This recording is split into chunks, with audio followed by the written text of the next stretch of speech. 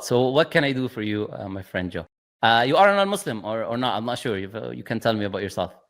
I do not profess to be a Muslim. I've been trying to learn about Islam, and I have Islam to thank for helping me see some of what was not right with Christianity. So I was raised a Christian, and then I've left Christianity, and for the last couple of years, I've been looking for the truth. And so I have this kind of specific question I was hoping that you could give me understanding about Islam. I was been speaking with some people online, and they specifically told me to come to you and ask you these questions. So Of course. I'm hoping for good things. Yes. So I'm my best.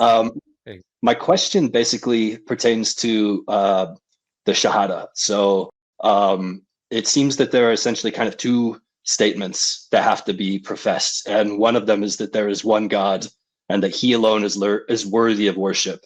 And I profess that. And so when I speak to Christians online, they accuse me of being a Muslim, and the second part of the shahada, where it says that Muhammad is his messenger or is his prophet, is the part that I don't understand. And essentially, my question is, if this prophet lived thousands of years ago, and all that we have to know him by is say writings or stories about him, how can I know that he is the prophet without just believing it, with just taking it on faith? I want to know Sure. how you know. Can you explain that, or can you make the case for, Of course. can I know this without faith? Can I know that he is the prophet? And if so, how? Of course. Yeah, the first thing I want to say, which is it's an interesting fact that many people do not know, but when you say the shahada, the shahadatain, etc., when you say testimony of faith, there is also a variation of the shahada where you testify that Jesus is a servant and a messenger of God. A lot of people don't know that. But why is that the case? A lot of the scholars say that this is done with people who are like Christians, for example, who used to believe Jesus was God. So you testify also that now you believe that Jesus is a messenger and servant of God. He isn't God. He's an equal with God anymore. He's a messenger and servant of God. And that is you testifying to your beliefs. We as Muslims have 6 articles of faith. One of them is to believe in all of the messengers. So just as we believe that Prophet Muhammad is his messenger and servant, we need to believe in every messenger of God. If I was at the time of Moses, I would testify the same thing, because he is the person who's coming to tell me about God. So when you say, for example, I believe in that Allah is the only one, or God is the only one worthy of worship, and you agree that the definition of that God is the one that you have in the Quran, is that the case? One God worthy of worship, does not have any partners, unlike his creation. That is what you believe, right? Absolutely, yes. Yes. So the one who, if you say, I believe in the message that the messenger have given to me, in essence, you also believe in the messenger, because you believe in the message that he's brought you, which is the definition of God, which is what you need to do, what you need to do for worship. But you're asking me the question, how can you make this objective case for that claim that Prophet Muhammad ﷺ was the messenger of God? There's many ways to do that. Many ways to do that. One very simple way, which I'm not going to go into too much, is to investigate his claim. He claimed to be a messenger of God. Now, can you provide any alternative other than the fact that he was truly a messenger of God? Why else would he have done and lived the life that he lived, or did what he did, if he wasn't a messenger of God? Prophet Muhammad was born with a group of people who were idol worshippers. He was from one of the most noble tribes, if not the most noble tribes of the Arabs at the time. They were the custodians of the Kaaba. He was from a very pure lineage. He was already married to Khadija, one of the richest women. He was running her business. He had money more than he needed. He doesn't need any money. He doesn't need any status. He already was respected in his community, to the extent that they called him the trustworthy, the honest. Whenever they had disputes, they would go back to him to solve their dispute. One of the disputes they had about the Kaaba and putting the last cornerstone, and they came to him to decide that, which is the most important thing for the Arabs at the time, let's say. But they came to Prophet Muhammad to make that judgment, because they knew him to be the trustworthy, the honest. He lived this life. Then he had the first encounter with Angel Gabriel, where he had some verses revealed to him from the Quran. He was told that only Allah is the only God worthy of worship. Idols are not God, and people need to worship Allah alone. Then he spent 13 years of persecution. Companions killed, him being killed, almost being killed multiple times, that he had to leave Mecca and to go to Medina because they were plotting to kill him. And they didn't stop at Medina. They came with armies, one after the other, a battle after the other, still trying to kill him. And he fought. And then he lived the poorest, if you want to say, or the most humble life that you could see. When a man came to see Prophet Muhammad, they would look at him. He would be sitting next to his companions. They will ask, where is Muhammad? Peace be upon him. Because he looks like them. He's sitting on the floor. He's not sitting like a king with God. He's not living this life. The Prophet told the companions, do not overpraise me, like the Christians overpraised Jesus and made him equal to God. A man said to the Prophet, what Allah wills and you will. So the Prophet got angry. And he said, you don't say that. Did you make me an equal with God? You're saying what I will and what God wills in the same sense, as if I'm equal with God. So the Prophet was very clear that he was a servant. He said, say, I'm the servant of God. So he's a servant and a messenger coming from God. He died and his armor was rented to a Jewish person. And he could have gone and asked, he had all of Arabian Peninsula Muslims. He could have gone to anyone and said, give me money. It's very easy. But he is the messenger of God, and he did not use the fact that he is a messenger of God to get wealth. He lived his life the way he could live his life. And whatever he had, there was a narration about them knocking the door of his house, and they only have a date there. And then they gave it to the person asking for food. A date. Imagine in your house, you have no food except one date. The Prophet, ﷺ, this is how he was in his life. Now, there was an incident where a woman stole, and she was from a noble tribe. And that's why the people, they wanted her not to be punished. Because she's from a noble tribe and whatever. They said, let's kind of not punish her. She's from a noble tribe. The Prophet said, if Fatima, the daughter of Muhammad, listen to this. He didn't say, if Fatima, the daughter of the messenger of Allah. He's not using his status here. He's completely speaking in abstract. He said, if Fatima, the daughter of Muhammad, stole, I will be the person to punish her. So he's making it clear, you don't do these things. I'm not here to use my status as a messenger of God and to do what I like and not to do what I like. So if he was not looking for riches, if he was not looking for status in his community, and if he lived life of persecution, almost being killed multiple times, he went to Ta'if, they threw rocks at him when he was calling them to God until his feet stuck to his sandals from the blood. He had difficult injuries and almost be killed in many of the battles. Now the question is, why would he do any of that if he was a messenger of God? Give me one rational alternative explanation. You wouldn't find any. Give me one.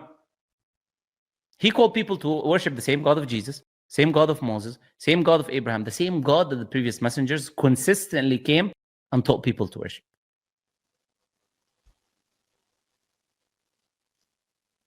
So could you tell me anything rational, any possibility, why he was not a messenger of God?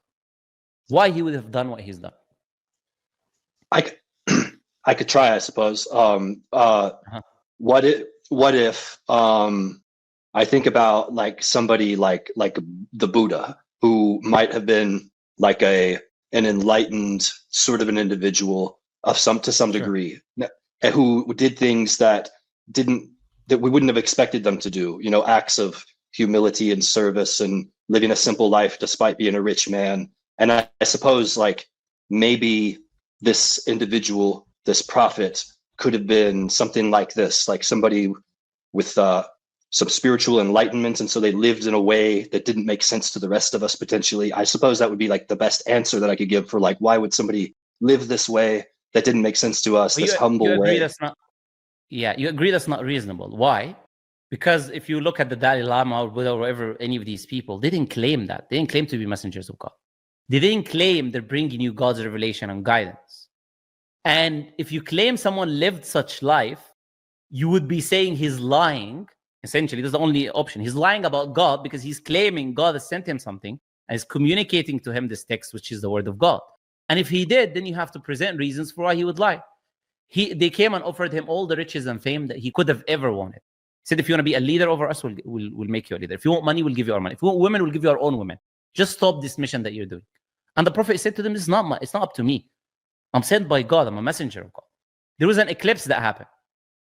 The son of the Prophet Muhammad died. Ibrahim, his son, died. And then an eclipse happened. The people said, look, the eclipse happened because his son died. It's a sign that he's a messenger of God. What would the liar say? Yeah, of course. What do you guys think? This eclipse is just because my son died. Prophet said to them, no. That is a sign of God. It doesn't happen for the life of death or anyone. If you see, rush to praising God and prayer. So nobody can make that case, because if anyone makes the case, they would have to accuse him of lying, because he didn't claim to be a social reformer. And he could have been the best social reformer by accepting their claim. They said you'll be a leader over us if you want, but just stop calling people to stop worshiping idols. So he'll say, okay, I'll stop. And then he could reform the society all he wants. He would be the leader. So if he was a social reformer, that is what he would do. So that makes no sense. And let me tell you, on top of that, the Prophet ﷺ also conducted many miracles that people have seen with their own eyes. Acts of miraculous acts which normal human beings cannot do. And that is why those people died for him. And that is why when the Prophet died, he had over 100,000 companions. That after he died, they went to Persia and Rome and opened the doors of Persia and Rome and defeated Persia and Rome. Because they saw how this is a true messenger of God. They saw it with their own eyes. They saw the miracles and the signs that the Prophet ﷺ did as well. So that is another thing that you add, is that he's not just coming to socially reform this and that. No, he's presented also evidences to the people why he's a messenger of God. So that is one example why there's no doubt that Prophet Muhammad ﷺ is a messenger of God. But is that it? That is not even the tip of the iceberg. That is not even the tip of the iceberg of why the Prophet ﷺ is a messenger of God. The Prophet ﷺ made, for example, one of the evidences, the Prophet made multiple prophecies about the future.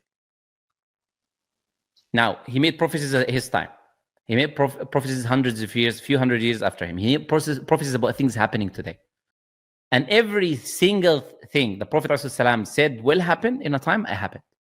Prophets made, for example, the Quran prophesies about one of the uncles of the Prophet called Abu Lahab, which was a disbeliever. And he was trying to kill the Prophet ﷺ all his life. If the Prophet goes and tells someone the sky is green, he'll tell him the sky is blue. Don't listen to him. So the Quran says this man is going to hellfire. He's going to die on disbelief. He's going to go to hellfire. Now, this claim was made 9 years before the death of Abu Lahab. He could have disproved the whole religion by saying, I'm a Muslim. I accept Islam. So now the Quran is saying I'm going to hellfire. The Quran must be false then, because I accepted Islam. How can I go to hellfire when I accepted Islam? But he didn't, because God is the one who said that this person will die on disbelief. So even though he had this chance, even though all his life he was trying to disprove the message of Prophet Muhammad ﷺ, he died disbelieving, just like the Quran said. But not only him, even his wife. There was a man called Suraq ibn Malik. When the Prophet ﷺ left Mecca, I'm giving you now some prophecies about specific individuals. I'll give you different types of prophecies. There is another prophecy here, for example, about specific type of individual. The Prophet ﷺ said to a man called Suraq ibn Malik, who was a bounty hunter. When the Prophet left Mecca, because they were plotting to kill him, he left Mecca and he was going to Medina. They sent a bounty hunter after him called Suraq ibn Malik. Now, when that bounty hunter came close to the Prophet ﷺ, his horse kept sinking in the sand. So he realized there's something about this person. Then Prophet Muhammad ﷺ told him that this man, you will hold the bracelets of the Persian king. Do you know who the Persian king was? He was the most powerful man on earth at the time. You had the two biggest empires, the Persian Empire and the Roman Empire, Sassanid Empire and the Byzantine Empire. So he's telling him, you, the man who's coming to follow me now and kill me, just a random bounty hunter in the desert of Arabia, will hold the bracelets of the most powerful man on earth at that time, the Persian king. The Prophet ﷺ died. That man, Suraq ibn Malik, became Muslim. He fought with the Muslims, many battles. The first caliphate of Islam took leadership. He passed away. The second caliphate of Islam took leadership. And at the time of the second caliphate, they conquered the Roman Empire. And then that second caliphate gave the bracelets of the Persian king, and he put it in the hands of that man that I'm telling you, called Suraq ibn Malik. The Prophet ﷺ made also other prophecies about individuals, like his companions. He said how two of his companions will die as martyrs, the second and third caliphate, and they died exactly the way the Prophet ﷺ said. The Prophet ﷺ talked about how his daughter would be the first person to die after him, and she was the first person to die after him, 6 months after his death. Now, this is him making prophecies about people. He made prophecies about countries and nations. That is, which countries Islam will enter and spread and be a Muslim country. Prophet talked about Egypt, talked about Iraq, talked about Jordan, Syria, Lebanon, talked about India and Pakistan, talked about Constantinople, which is present-day Turkey. By name, the Prophet said these will become Muslims. The Prophet said he will overcome the Roman and Persian Empire. And he said the last king, Persian king in that region will be the last one once you conquer it. And the Roman king in that region will be the last one. And this is what happened historically. In that region, there was no more Roman kings or rulers. It was the last one in this area and this area when after Muslims conquered. And these things happened hundreds of years after the Prophet. Prophet predicted how the Mongols will come and their invasion, etc., and how their eyes will be, how their eyes were very kind of, he predicted their eyes, look, their foreheads, they will have hair on their boots, what kind of, he predicted, told them. You had Shaykh Islam Taymiyyah and you had many major scholars who were living in that time. They said this was the biggest time for them. The Prophet said this at their time, like 800 years before or something, and they're looking with their eyes exactly what the Prophet described that will happen is happening. The Prophet made predictions about today, things that we see happening with our own eyes. For example, the Prophet said you will see the barefoot Bedouin Arabs competing in building the tallest buildings near the end of times. Now, do you know where's the tallest building in the world today? It's the Burj Khalifa. Burj Khalifa in Dubai, yes. And you have Arabs competing with each other. And the Prophet didn't only say that. He said that the earth would puke its treasures and money would become abundant within you. Now, the only reason they've been able to build these buildings is because of oil, which is the treasure that the earth has puked. There's only of value today due to technology. That is why it's a treasure today. Now, I can go on and on, by the way, yeah? Just for, I don't want to just keep this 15 hours lecture of the evidences of Islam. But the evidence of Islam are so numerous. They're innumerable. The Quran talks about the natural world, how it talks about the universe expanding, embryology in the mother's womb, biological facts like everything living is made of water. This is another evidence. Another evidence, the Quran talking about history that was not ever known in the past. That is not mentioned in the Bible in any other text that we discover today to be the truth after discovering the Rosetta Stone, etc. About the Egyptians, about the people at the time of Abraham. The evidences for Islam are many, many, many, many. So there is no doubt when we say to the people that Prophet Muhammad ﷺ is a messenger of God, that he is a messenger of God. Amazing. You've answered my question. Could I ask you a follow-up question? All of this information you've shared with me is, if I read the Quran, is it all in this book? Yes. By the way, there's a lecture I have where I just went through some of these prophecies, some of what I told you, and some of these evidences as well. It's called Compelling Evidences for the Truthfulness of Islam. So you'll see me quoting all of these scriptures, and the references will pop on the screen. It's very easy. You could do that. But I'm planning to hopefully, God willing, make a serious ONET, basically, on all of the evidences of Islam, going through details. Probably be a few videos, maybe 4 or 5 or 6 videos, probably something like that. So that's what I'm working on in the moment. Anyways, I have that video as a, let's call it a teaser. And I believe, or the information I give you already is more than enough anyways for anyone to accept that there is no doubt that this man had to be a messenger coming from God, because he couldn't have done any of these things on his own. Do you agree? It's amazing. Yes. Incredible. Thank you. Okay. So what's stopping you from taking your step? This is the question I'm going to ask you. What is stopping you from taking that step and becoming a Muslim? It was that question, really. It was kind of feeling like there was this ancient history, and it was written in this book that I can't really understand, and kind of feeling like I'll never know if this is true, or and that's really what's stopping me. Sure, but now you know. So, are you ready to take your step, inshallah, and accept Islam? Take your shahada, the one that you. Gosh, it kind of feels like I might be. This was perfect. You'll have 7,000 people watching you, so it'll be a very unique event. Which usually doesn't happen to everyone, but we are about to do it now, inshallah. All right, so we'll say it first in English, and then we'll say it in Arabic, which is a testimony to what you accept and what you believe today, right now. I'm sure you already know it, anyways, but we'll say it right now. Say, I testify. I testify. There's nothing worthy of worship. There's nothing worthy of worship except Allah. Except Allah. And I testify. And I testify. That Prophet Muhammad. The Prophet Muhammad. Is his messenger. Is his messenger. And servant. And servant. Perfect. So this is essentially the shahada. You are now a Muslim. I will say the same thing exactly in Arabic, but very slowly. Say, Ashhadu Ashhadu alla Allah ilaha ilaha illa illa Allah. Allah. Wa ashhadu One more time. wa ashhadu Wa ashhadu anna anna Muhammadan Muhammadan Rasul Rasul Allah. Allah. That's it. That's it, my friend. You are officially, Amazing. alhamdulillah, officially a Muslim. So this testimony of faith, the shahada, you cannot wait with any amount of gold. You cannot wait with any amount of money. This is the key to entering the doors of paradise. But the most important thing is that we die upon this testimony of faith. That when we're leaving this life, we leave upon that faith and believe that there is nothing worthy of worship except God, and that Prophet Muhammad is his messenger, and that he sent all of those messengers to us, and that the Quran is that message from him that we need to believe and die upon. Now, if we do that, then we enter paradise. This is the key to entering paradise. And if you now start, inshallah, you take everything easy. Continue reading, finishing reading the Quran, learning how to pray. Once you do that and implement it in your life, Allah forgives any of the previous sins that you did. So now you can think about anything bad that you did in the past. You have a very clean, empty slate with God.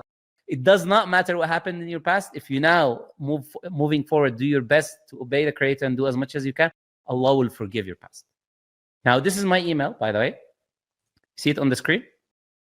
I don't know if you want to take a screenshot or something, but this email, just send me your information, like your where you are, your WhatsApp number, and I have your name already. And then I will forward you to our team, basically mentoring team. What is the steps to take from now to learn how to pray, to practice Islam in your life, and to continue reading the Quran. And also, most importantly, following up with you with the questions. I'll also have the email following up with you in case you have any questions or anything that you might have in your mind. It was more than a pleasure, talking to you. Joe, if you have any questions, do you have anything that you want to say? You have any questions? You feel good? How do you feel? Amazing. I have one question. Do you recommend? So I got the book, and it's in English and Arabic. Do you recommend I read the book from the beginning to the end, just straight through? Yes. Okay. Read it straight. There is no difference whichever way you read it, but reading it from beginning to end is better if you're from a Christian background, because it talks about story of creating Adam, then it talks about Moses and his. So it's things which you will relate to. And then also the chapters like 4, for example, will talk about Jesus' crucifixion, these things, what he taught his people, 4 and 5. So it's very, I would always recommend most people to start from beginning and continue reading from there onwards. All right, my brother, I'm more than happy. It's a pleasure. And thank you for waiting, by the way. I know you waited quite a bit until I was able to bring you to the stream. And hopefully we will have more chats, inshallah, in the future. Okay, I will say bye-bye to you now and salam alaikum. And inshallah, as I said, please do not forget, you can just send me an email now and I will respond to you right after the stream, inshallah. All right. I'll email you now. Brother. Thank you. All right. Thank you. Perfect. All right, my brother. See you. Bye-bye. Salam alaikum. See you. Bye-bye.